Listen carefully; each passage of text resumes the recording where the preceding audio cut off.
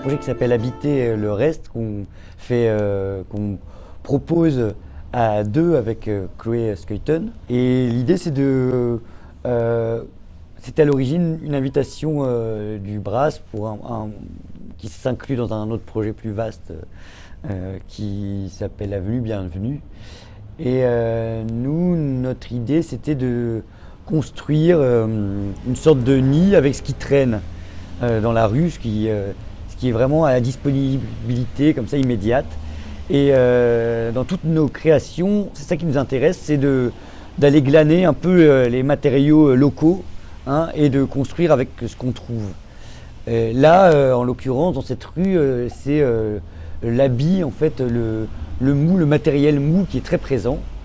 Et alors, on s'est dit qu'on allait construire ce nid quoi, avec ces habits en proposant aux gens du quartier de revenir aussi participer à cette création et aussi en créant des doudous qu'il y a ici à partir de ces habits récupérés qui traînaient dans la rue, qu'on a nettoyés, et aussi des gens qui sont venus nous apporter des habits, intégrer leurs propres habits à la sculpture. Là, donc, comme on laisse la porte ouverte, les gens qui passent, ils voient qu'il se passe quelque chose et ils rentrent et on discute avec eux.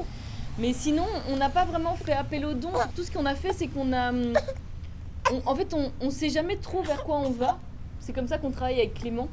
Mais c'est au fur et à mesure des rencontres et de ce qu'on trouve dans la rue et des rencontres qu'on fait que le projet se dessine. Et on a aussi beaucoup récupéré des vêtements de la Croix-Rouge à côté qu'on a rencontrés aussi, qui nous ont généreusement offert leurs poubelles. Voilà, luxueuses poubelles. Et du coup, on s'habille uniquement avec ce qu'on trouve, ce qu'on a trouvé dans la rue et ce qu'on a récupéré de la Croix-Rouge. Tous ces vêtements-là viennent de là. Quoi. Et surconsommation, surproduction, quoi, voilà. Il y a tout un tas de matières disponibles en fait, quoi, qui est là en permanence, qui déborde, que ce soit au niveau vestimentaire, qu'au niveau alimentaire aussi. Quoi, Mais je dirais que plutôt que de faire prendre conscience, c'est plus de faire avec.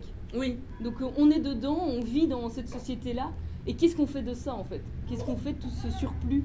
Et autant, plutôt que de ne pas le regarder, on agit avec lui, c'est vraiment notre matière première de toute notre création. Oui, ça fait depuis 4 ans qu'on travaille ensemble, et à chaque fois, c'est chacune de nos expériences se prolonge dans la suivante en fait. Et ben la précédente, c'était en extérieur. Dans une montagne de gravats située à Saint-Pitersleu.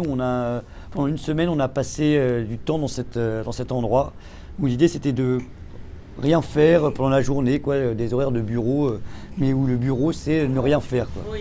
Et donc on invitait des personnes à venir nous rejoindre, à rien faire, à vraiment glander sur cet endroit, quoi, et à écrire, à construire de façon sommaire des lieux qui permettent de se poser pour faire la sieste. Alors c'était en septembre qui faisait relativement bon, quoique pas toujours. Et en tout cas, et sans manger, sans parler aussi. C'était une des contraintes.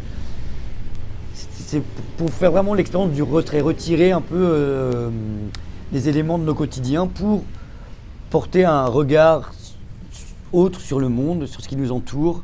Et c'est vrai que c'était notre envie, c'est que ce soit aussi un lieu pour accueillir le sommeil. Et donc pour dormir et pour pouvoir somnoler, et donc il faut que ce soit rassurant. Oui, tout à fait. Et un lieu qui a les angles déjà arrondis, où tout est doux et moelleux comme les vêtements, c'est quelque chose de l'ordre du nid, voilà. Et donc qui vient accueillir le sommeil, c'était vraiment ça notre envie. C'est jusqu'à dimanche et donc tout le monde peut passer, se poser, juste s'asseoir, boire un thé aussi, on peut faire du thé. Vendredi, samedi, dimanche, de 10h à 18h.